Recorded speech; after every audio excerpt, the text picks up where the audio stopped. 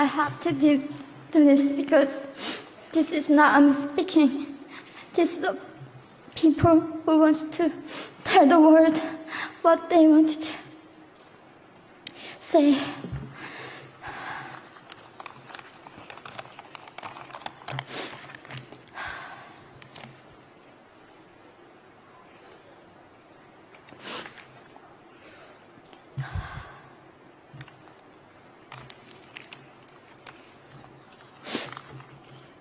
North Korea is an unimaginable country.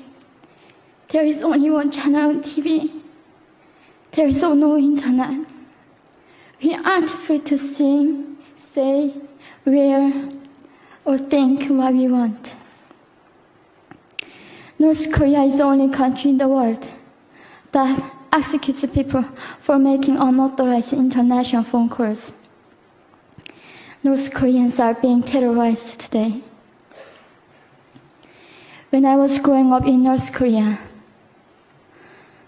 I never saw anything about love stories between men and women. No books, no songs, no press, no movies about love stories.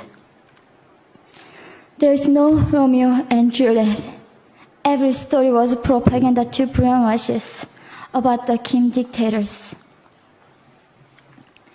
I was born in 1993, and I was abducted at birth, even before I knew the words freedom or human rights. North Koreans are desperately seeking and dying for freedom at this moment.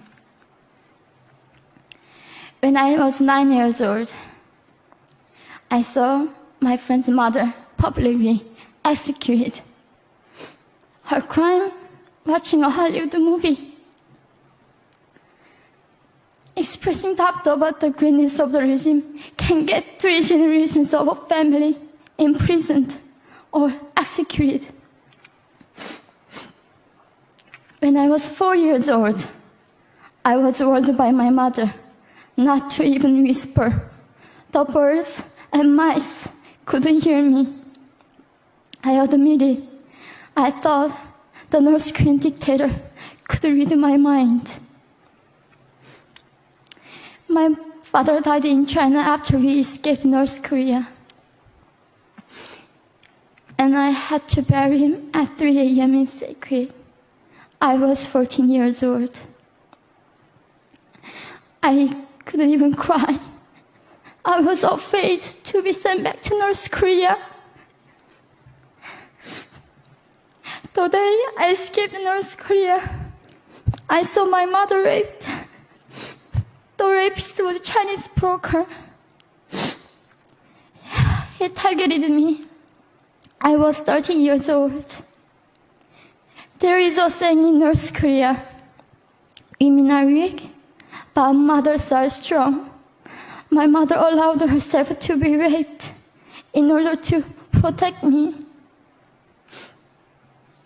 North Korean refugees, about 300,000, are vulnerable in China.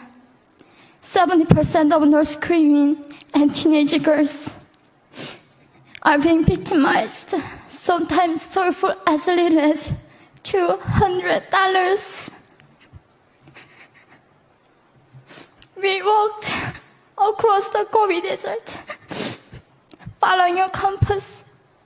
When they stopped working, we followed the stars to freedom. I felt only the stars were with us. Mongolia was our freedom moment. Death or dignity.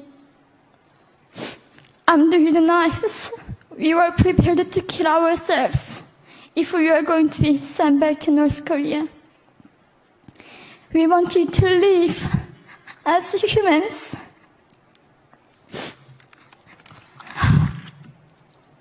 People often ask me, how can we help North Koreans? There are many ways, but I would like to mention 3 for now. 1, educate yourself so you can raise awareness about human crisis in North Korea. 2, help and support North Korean refugees who are trying to escape to freedom. 3. Petition China stop repatriation. We have to shed light on the darkest place in the world. It isn't just North Korean human rights. It's our rights that North Korean dictators have violated for 7 decades. We need governments all around the world to put more pressure on China to stop repatriation.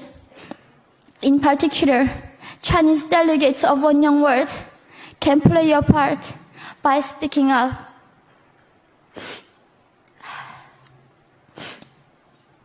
North Korea is indescribable.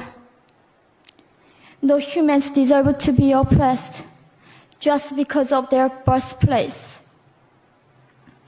We need to focus less on the regime and more on the people who are being forgotten. One Young World, we are the ones who will make them visible. Fellow delegates, please join me as we make this a global movement to free North Koreans.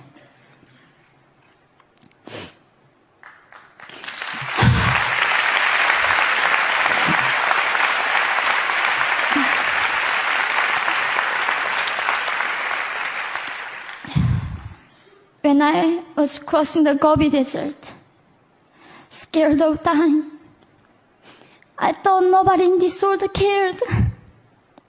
It seemed that only the stars were with me. But you have listened to my story. You have cared. Thank you very much.